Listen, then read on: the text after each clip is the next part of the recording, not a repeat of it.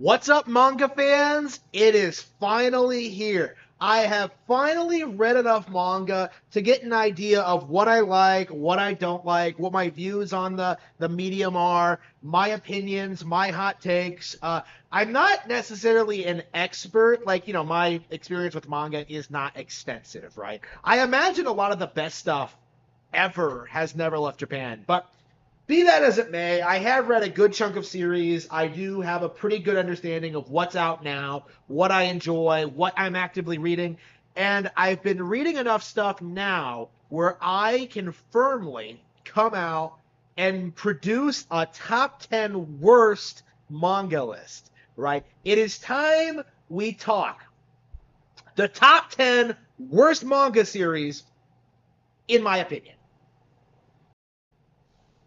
The first entry on my list is Our Blood Oath. Now, you've never heard of this series, you've never read this series because it's something I picked up randomly on the Shonen Jump app. I was just like, oh, this looks interesting.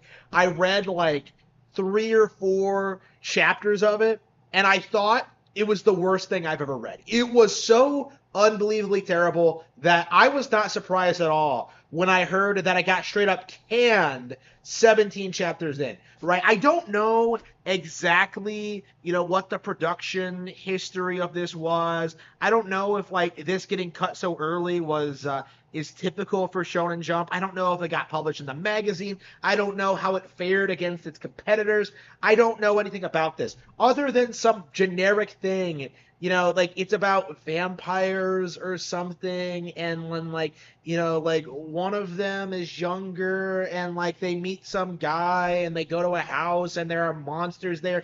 Like this seems really typical, basic manga stuff, but it is so poorly put together, right? You don't care about any of the characters.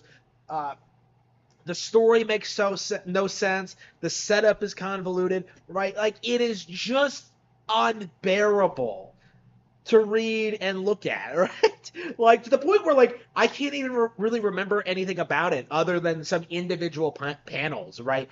Like reading this was an absolute nightmare, and I the only reason I'm putting this on the list is because it sticks out in my mind so thoroughly, even though I've read comparatively little of it compared to everything else on this list.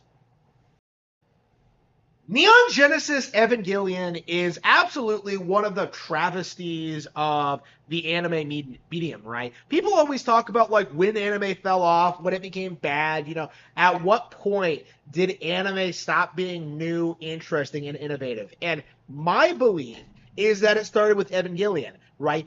This show is treated like a religious experience for most of its audience, right? Most people think of it as something that defined their entire lives. They really relate to Shinji and they lust over Rei and Asuka, 14-year-old girls, right? You have like this really contrived situation of like, oh, like we have to fight the angels, but only a child can pilot the Eva, right? Like it's meant to be some like subversion of the typical mecha setup. Like, oh, we have to have the child. Wouldn't it be messed up if we had the child get in the robot, right? But to me, this is kind of like an Undertale thing, isn't it? Right? Where it feels like this is a subversion of a genre made by people who don't really understand or appreciate it, right? Having recently gotten into Gundam, currently I'm working my way through Mobile Fighter G Gundam, and really enjoying it. I'm about halfway through. Every episode has been killer, right? Great animation, great fights, great themes, amazing characters. I love, love, love Mobile Fighter G Gundam, right? And I imagine I'm going to be a Gundam fan in general, right? Compare that to Eva, and you really get like a really stark contrast between like the audiences of those brands, right? Gundam teaches you that you should rise up to the occasion and overcome overwhelming odds for like the good of humanity and for yourself, right? It's about like overcoming your own personal issues to become more than what you are, right? It is unfathomably based It is an amazing story of a hero rising up against adversity, right? It is peak Kino. When you compare that to Eva, where like Shinji just spends the entire time crying about like, oh, I don't want to get in the robot. Dad's mean to me. Like it really just strikes a very very clear contrast. The people who worship Evangelion are the kind of people who have never stood up for anything in their lives, right? They will never fight. They will never like understand the value in hard work. They're just overwhelmed by the simplest things. Okay, like that is the typical Evangelion fanboy, right? It's just some like basement dwelling spurg who really feels like they would be Shinji in this situation, right? That they would not be able to accomplish, to rise up and lead like a fulfilling life, to become the hero of their story, right? They are worthless human beings, right? Evangelion encompasses everything I hate about the anime genre, right? It has its story makes no sense. The characters aren't likable. It's not memorable. It's very pseudo intellectual. Is another thing that I would like to talk about. It. A lot of its concepts and its ideas that it brings up are misappropriated and don't make any sense. Right? This show is one of the absolute worst ever produced, and really should be acknowledged as such. Considering My Hero Academia has just ended and had a really polarizing ending, yes, of course it's going to be on here, but not because of what you think, right? Right from the get-go, My Hero Academia had to do only one thing, right? It had to ape off the superhero thing, right? It came out around the peak of superheroes relevancy worldwide, right? In the wake of like the Marvel fad and everything that came with that, and it had its own interesting twist, and it had likable characters, great designs, memorable early chapters, right? But much like a lot of these kind of battle shonen, the creators clearly had no real long-term plan. And outside of the ending, which I'm sure was also came out of nowhere, and like the series did not really seem to understand how to make all the characters interesting, to make them fit to organically grow the school system and make the world feel threatening and alive and have a lot of interesting things going on. Instead, what it chooses to do is become a power fantasy for Goku. For Deku, excuse me. For Deku, I was not surprised at all when I heard that My Hero Academia's creator was a huge Spider-Man fan, because this reminds me of the kind of stereotypical thing that Spider-Man fanboys come up with. The kind of weird fan wank bullshit where like, Peter Parker, he could bang Mary Jane, Black Cat, Silk all at the same time. Or like, he's so cool, man. He's the strongest superhero of all. Like, this is obviously a cope. Right? This obviously isn't real or canon, but in the eyes of a lot of people, it is. Because they see Peter Parker, Spider-Man, as like their ideal self-insert character, right? And Deku, to me, is really aping off a lot of that, right? Again, you're seeing a lot with My Hero Academia. You see a lot of problems in the Western comic industry, like shoved onto Deku, right? People complaining about like him not getting the girl, right? People complaining about like his random power-ups. People complaining about the side characters not being utilized, right? Deku's powers,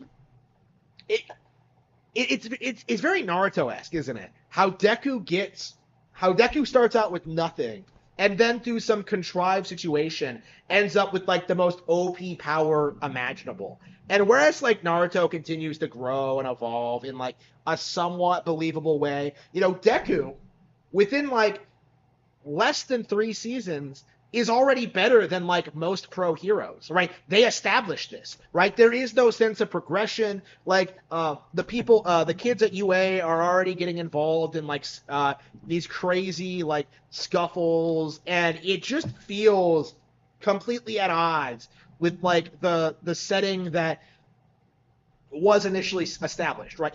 Deku having to like work really hard to compete with the others, right? This everything that My Hero Academia had going for it had completely eroded away by the time that Deku began to understand how One for All works, right? There are no real consequences for his actions, right? The story says there are, the series says he makes mistakes, but there's no real serious like repercussions for any of it, right? And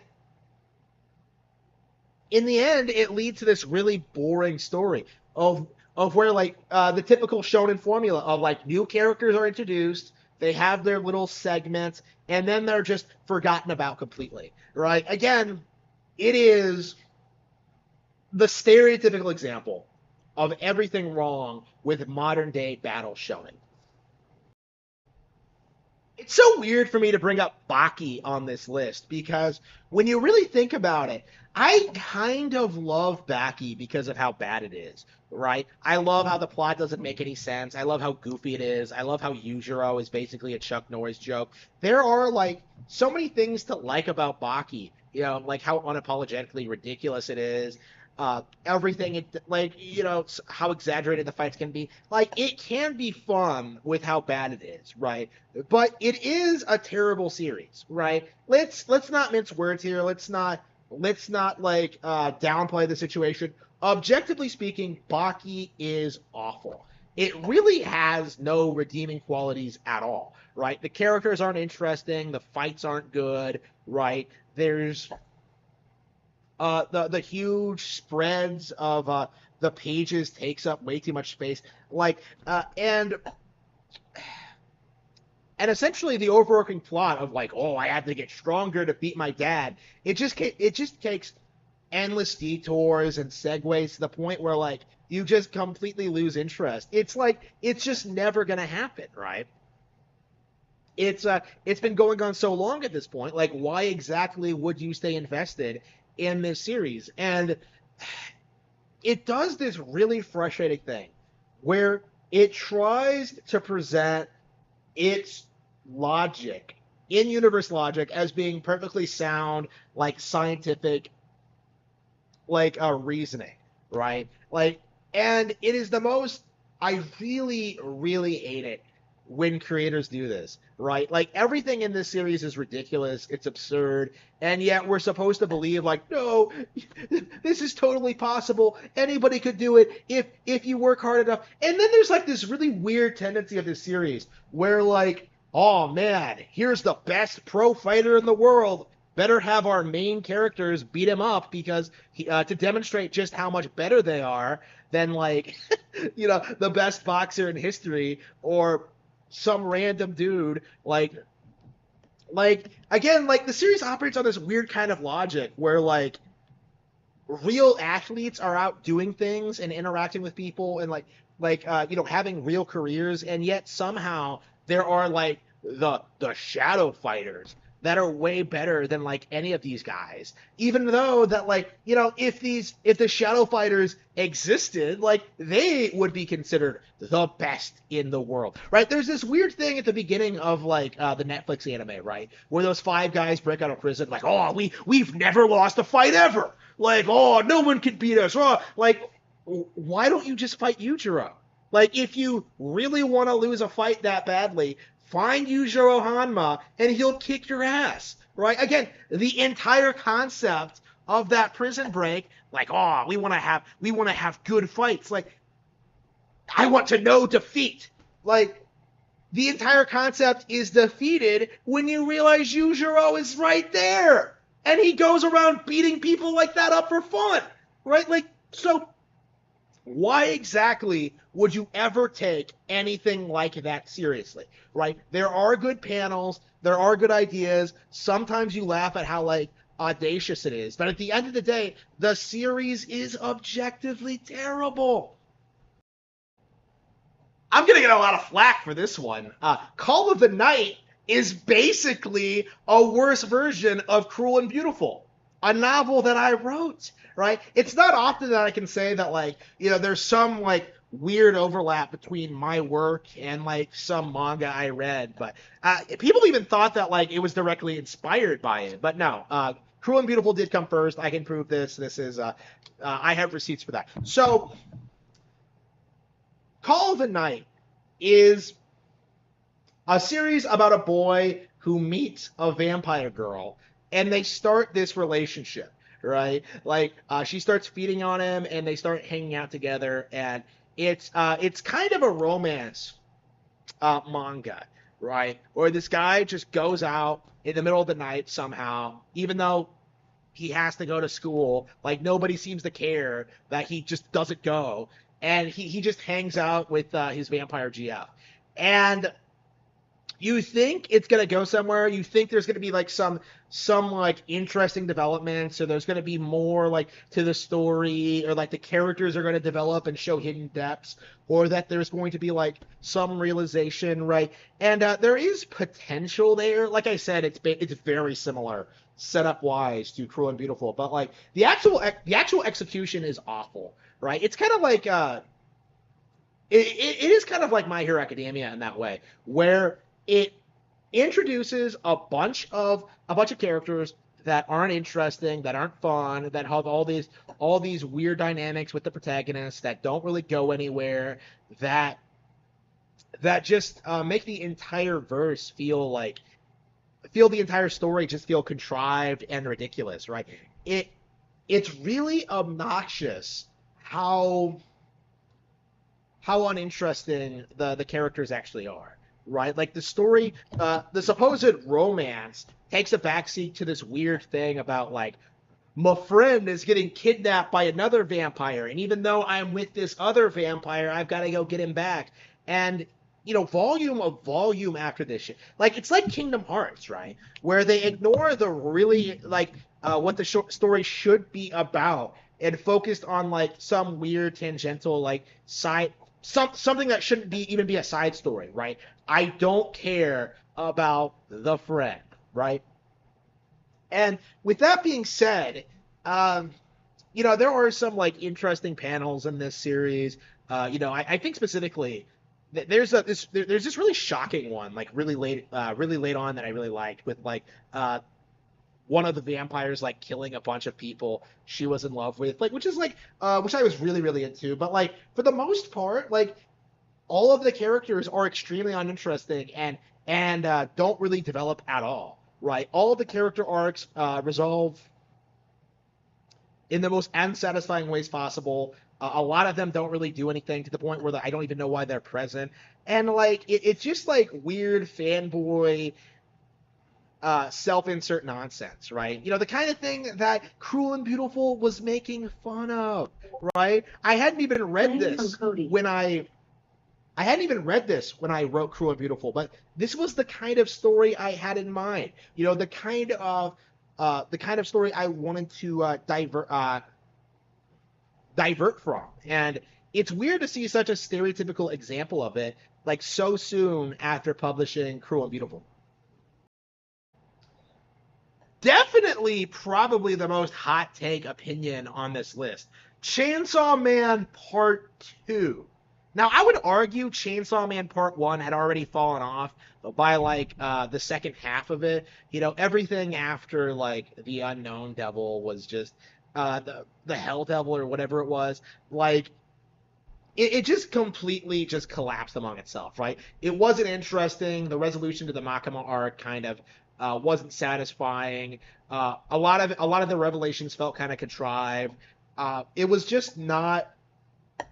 It just wasn't well handled, but it did end, right? The story did have a conclusive ending, but oh no, Chainsaw Man's making too much money. We can't hold off on this anymore. We have to keep producing more content. So Tatsuki Fujimoto, he's just like sitting there, probably like stalking high school girls on Facebook or something, and he's just like, okay, I'll take a year-long break and I'll pull something out of my ass. And so we got Chainsaw Man Part 2, a series that people are still delusionally trying to defend, trying to say is interesting, trying to say is compelling, trying to say like has value or is like still contains some of that spark. It doesn't, right? Chainsaw Man ran out of steam a long time ago, right? And right now we're seeing like because of Fujimoto's reputation, because of like the high bar he set like for the first 8 volumes of Chainsaw Man or so, right? Because of how well received those chapters were. Like you just have this really obsessive audience that doesn't want to admit that the series has fallen off, right? Asa is not an interesting character. Yoru doesn't is not an interesting character. Denji's role in this doesn't make a whole lot of sense, right? And you don't really have like a plot that's really building up to anything, right? You have Denji meeting his female equivalent, like, okay, but like that's not interesting, like Denji, I think, should have moved past this incel arc after the Bomb Girl debacle, right? Fujimoto, I'm sure, is like an incel Spurg himself, which is why he's so completely unwilling to actually have Denji get into a relationship and have sex, right? Because when you get right down to it, like Denji doesn't really have any motivations outside of that. And that's the point. But when you look at something like No More Heroes, right, the entire point of that, of like the transition between No More Heroes 1 and 2, is that Travis stops doing everything he's doing for pussy and instead like actually grows and develops as a person, right? Like in an organic, interesting way. And you just don't really get that with Denji. And because he's the only character from part 1 that's relevant in part 2, you have this weird situation in which it barely feels like a Chainsaw Man. It barely feels like Chainsaw Man at all, right? You have this weird situation where Asa's the protagonist, she's the main character, and you're supposed to care about her and what's going on, and I just don't. Nobody does. But like, ooh, because it's Chainsaw Man, we're gonna get Peak, we're gonna get Kino, and yet like we never did, right? Like again, when's it coming? Like I several volumes of this, and we still have nothing. Like again, nothing has happened. So with that being said, like, what exactly am I waiting for? Right? Again, they blew their load in part 1. Like they killed basically all of the major characters. So like Chainsaw Man really has no momentum. And this is a big problem with Chainsaw Man 2. Like again, this is really important. Chainsaw Man demonstrates why you simply can't just kill off all of your fan favorite characters, right? Like Chainsaw Man has no momentum as a story because everyone's gone. Like everyone's dead, right? And again, it works for shock value, and there have been like some memorable deaths that come out of this, right? But by and large, like because so many people died, there is no momentum, right? The series just never ever culminated in, never really reached the point where it could do that, right? It was pure shock value. Like they didn't have a clear idea on how they wanted the story to go after that point. And the result in part 2 really showcased that. But until the fans acknowledge this, we're stuck in limbo where people just are not wanting to admit that Chainsaw Man Part 2 is a complete and utter train wreck with no real redeeming qualities whatsoever. There was a period early on where I was just kind of like picking up random manga volumes on Kindle. I was just reading things randomly, just being like, oh, I wonder what this is, or this looks interesting, or I wonder if they'll do something cool with this, or like maybe just on a weird whim. And this is one of those situations in which I saw an ad for this anime and ended up picking up the manga and reading it out of sheer morbid curiosity. Shikimori is more than a cutie. This is, I think, the absolute worst romance manga I've ever read. It is unbearably repetitive. It's boring. It's derivative. Like the MC, the male character, is one of the most bitch-made soy-filled beta males I've ever seen in my life. Right, to the point where his girlfriend picks up more chicks than he does. Right, like Nothing about this series is likable. Nothing. Other than the fact that Shikimori herself is cute. And she has a lot going for her as a female lead, right? It is really bizarre. Like, in a series that's so mid in like every single other respect, like Shikimori herself is actually really likable, right? She has a cute design.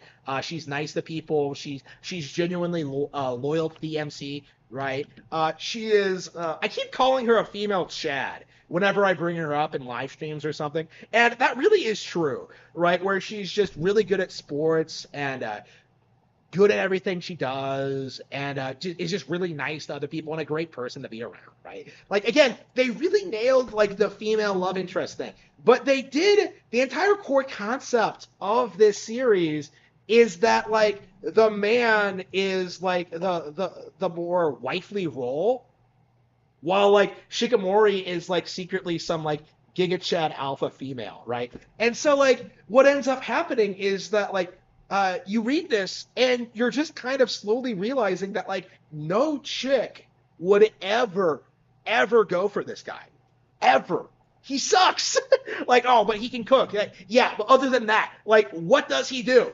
Right, I get it's just one of those weird things you'll notice, like when consuming media made by girls, by women for girls, is that they don't really respect like how a man would typically act in any given situation, where they just write the man as if like he was a woman, right? This is something that like mediocre female writers do a lot, and with the Shikimori guy, like it is like the absolute worst example of that I've ever seen in my life. Like it's just so frustrating.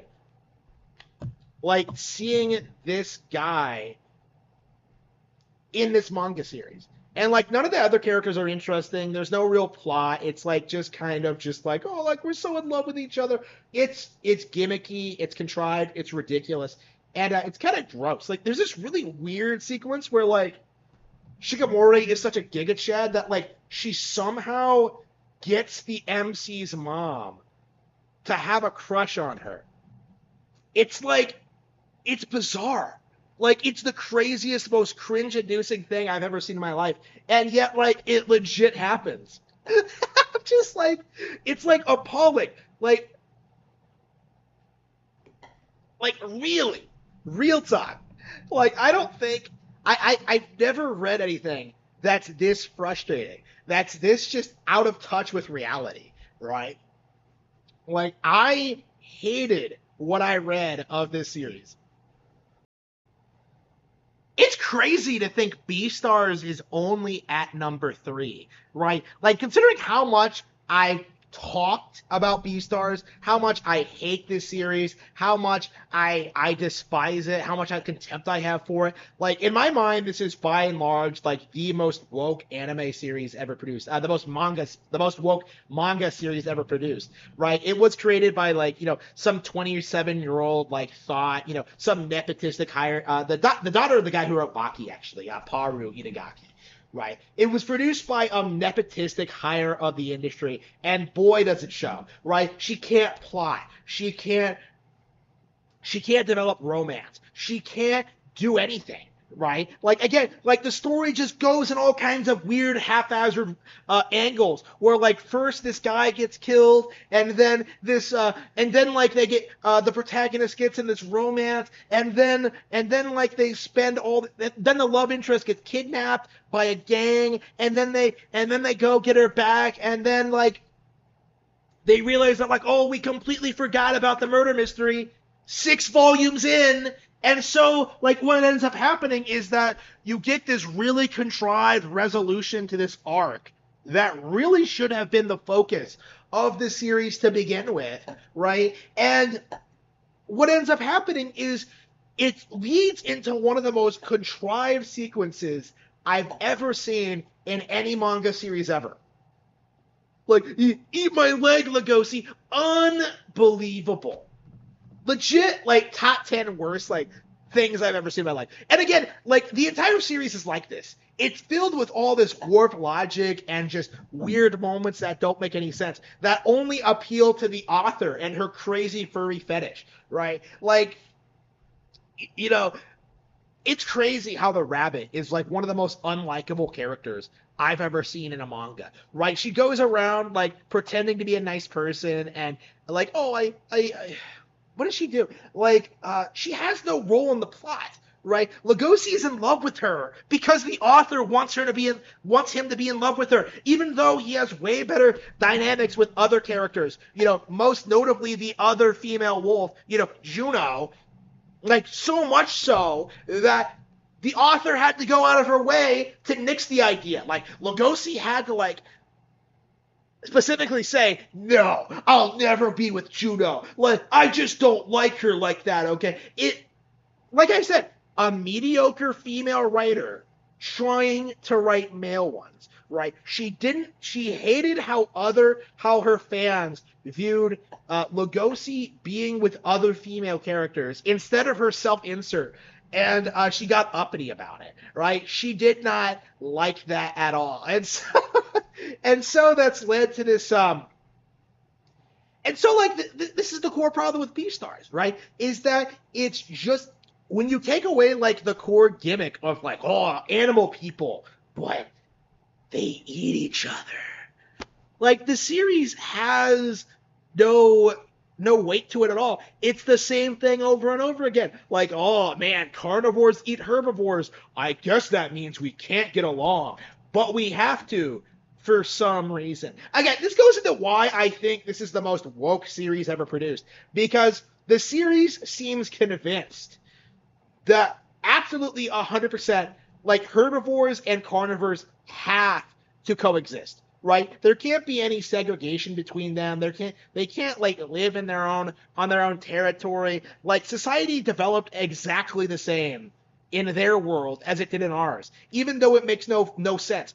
People are like eating dudes are out eating cats, like all the time. It's like an entire world filled with Haitians, right? Like it just doesn't make any sense. Like if you were a herbivore, you would not want to be around a carnivore ever, and for good reason. And if you were a carnivore, you would advocate to have the herbivores subjugated, right, and treated like cattle because you have to eat them to survive, right?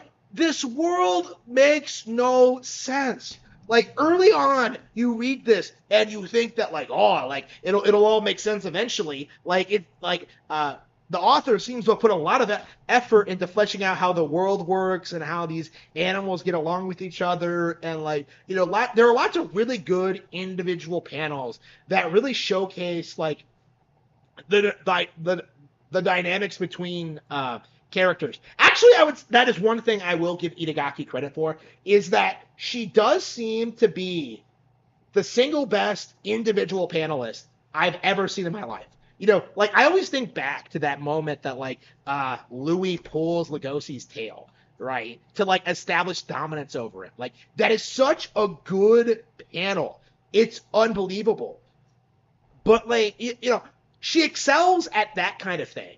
But when it comes to actual long-term story structures, having consequences for characters, having real story arcs, like she is a complete and abject failure, right? Again, this is someone who needed a lot more time before establishing her own series, right? Like I really hope that Beastars completely falls off after its initial run. Like it's over now. But I'm sure it's gonna come back. I'm sure this woman is gonna make this her thing throughout her entire career. Like, oh, drawing animals, and it needs to stop. Like, she's embarrassed herself. Like, I hope people really reject this series and everything it stands for going forward, because this was a complete and utter joke.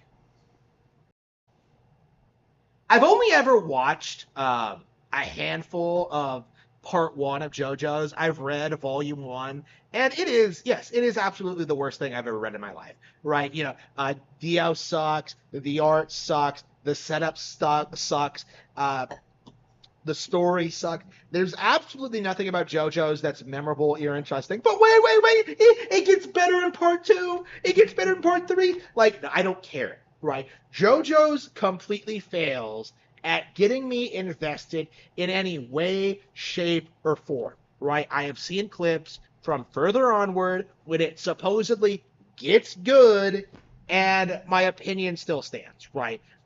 The art is terrible, the fighting is terrible, the logic is ridiculous and goofy, and all in all, it's honestly everything I hate in anime series, where it feels like they pull out ridiculous reasoning.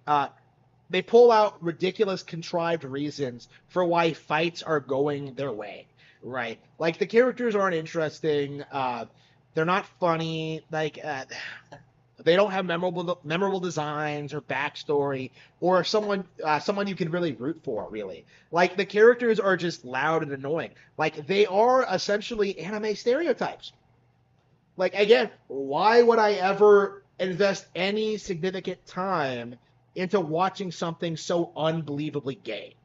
Is every time I see something related to JoJo's at this point, I just kind of cringe. You know, like I watched that opening sequence to like JoJo's Part 6, right? Where like all those women in prison were like talking about schlicking, right? And I'm just kind of like, this is so cringe. This is embarrassing. And at the time, this was when like the series just premiered on Netflix, right? And people were coping like, oh, why isn't anybody talking about this show? It's so good. It's so memorable. It must be because they dropped it all at once. No, the reason Stone Ocean was a complete and abject failure was because JoJo's is not a very good series, right? Outside of its extremely loyal fan base online, JoJo's is not relevant, right? People have this tendency to take all these very generic, universal anime tropes and attribute them to JoJo's, right? Like, oh, someone did a pose. Oh, is that a JoJo's reference? Oh, vampire. Is that a JoJo's reference? Like, it's just like, it's embarrassing and cringe. And it always was.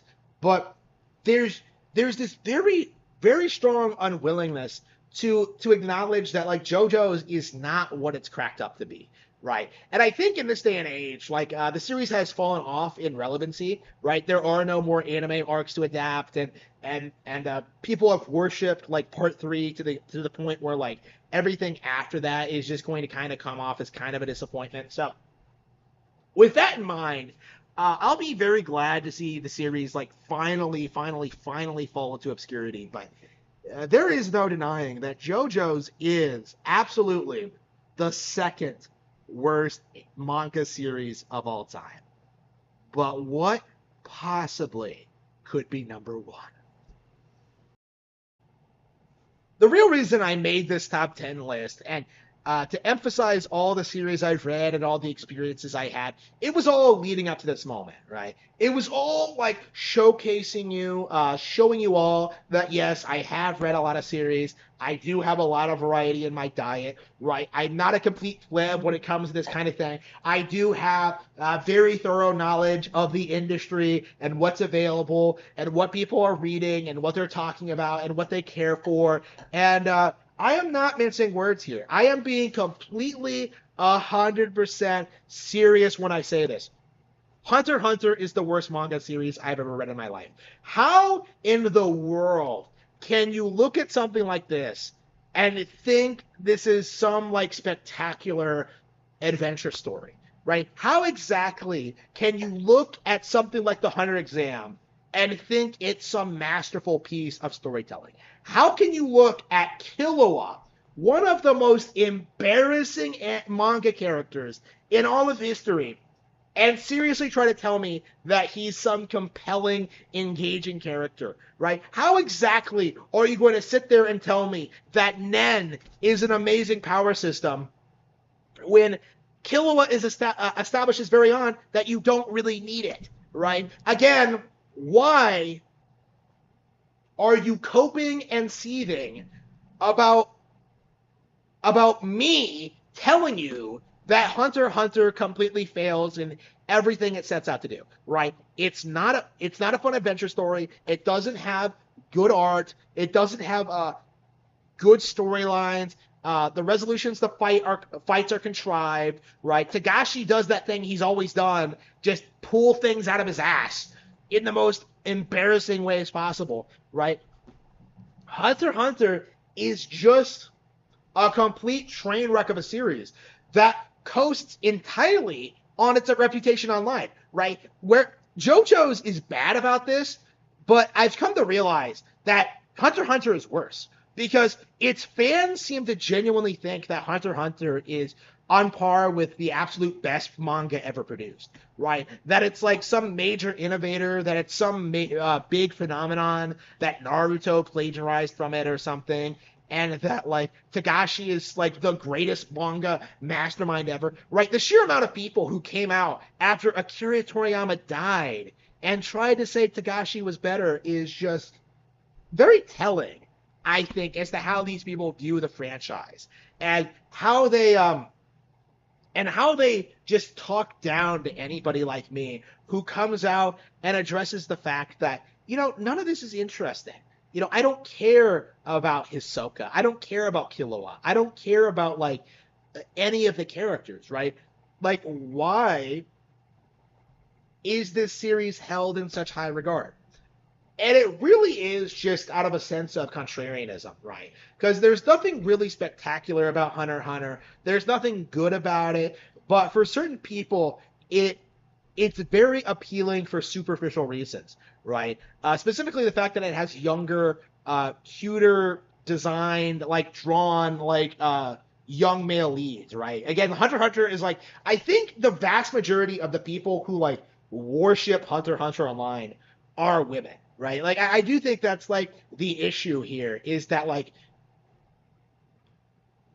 the people who like try and say this is a top tier series, who worship it as like the best there ever was, are women who just do not understand what makes this genre so compelling and why series like Dragon Ball, like Naruto, Bleach, One Piece are all like vastly superior to this shit. Even My Hero Academia, I have a lot of problems with the MHA, right? I didn't like it at all. But at the end of the day, Deku establishes himself as a character better than Gon does, right? He's an actual innovator. He actually trains. He actually like has to learn how to utilize his powers, right? He actually has to like work towards his goals, right? As opposed to Gon, who half the time just kind of cheeses his way through situations like, oh, but he loses fights more than most protagonists. That makes him interesting. No, it doesn't, right? Again, it just showcases that the fights that Gon gets into have absolutely no stakes and don't matter in the slightest, right? Again, this is the reoccurring issue with Hunter x Hunter is that like the series does do this thing where it tries to pretend the situations is more dangerous than it actually is, right? They always try to pretend that like that this is some dangerous, very difficult thing for the characters to be doing, and it's just not. You know what I mean? Like, again, for anybody properly prepared, like there's nothing really all that threatening in the world of Hunter x Hunter. But no, we have to pretend that, oh, it's way darker than Berserk, guys. Like, oh man, it's so horrible living in this setting. Like, yeah, okay. You know what's horrible about Hunter x Hunter? Waiting for the hiatus to end. Okay, like, when are you getting a new chapter, bro? Like, how long has it been? Like, again, to me, Hunter x Hunter, the series is made by one of the laziest people in the industry. Like, absolutely. People keep making the comparison that like Miura was like George R. R. Martin of manga. No. It's Tagashi, right? It's the same logic where like he establishes all these concepts and ideas that could result in something interesting early on, but then he doesn't do anything with any of them. Right? Like, just look at what's happening with the Dark Continent right now. I saw like a post about this. Like, Tagashi is more interested in breaking a record for having the most characters in a manga arc for the Dark Continent. So instead of actually telling an interesting story in this setting and like progressing the storyline in a meaningful way, like he is introducing character after character after character after character after character purely to break a record that only he cares about. So instead of actually drawing a manga, he's focusing his time and attention on something that really doesn't matter. And I would argue this is a major reason why Hunter x Hunter will never have a satisfactory conclusion, is because Tagashi is is setting up all of these plot lines that simply will not go anywhere. And we've already seen this happen already, right? You know, if you're a Yu Yu Hakusho fan like me, you know how Tagashi ends his series, right? You know how this is going to end. But right now, you still see people like coping and seething about it. Like, oh, even as it is, Hunter x Hunter is one of the best mangas ever made. The Hunter exam alone, no. The Hunter exam is complete garbage. There's nothing good about it. Hisoka is not an interesting character. Killua sucks. Like, everything about it is just complete trash. And nobody likes admitting it. Everybody worships this brand, this series, just because, like, oh, it's so good, guys. No. You need to stop. You are embarrassing yourselves. Hunter x Hunter is not only nothing special, it's straight up bad. It's abominable. And people need to accept this. Hunter x Hunter is everything wrong with Shonen Jump condensed into one cohesive package.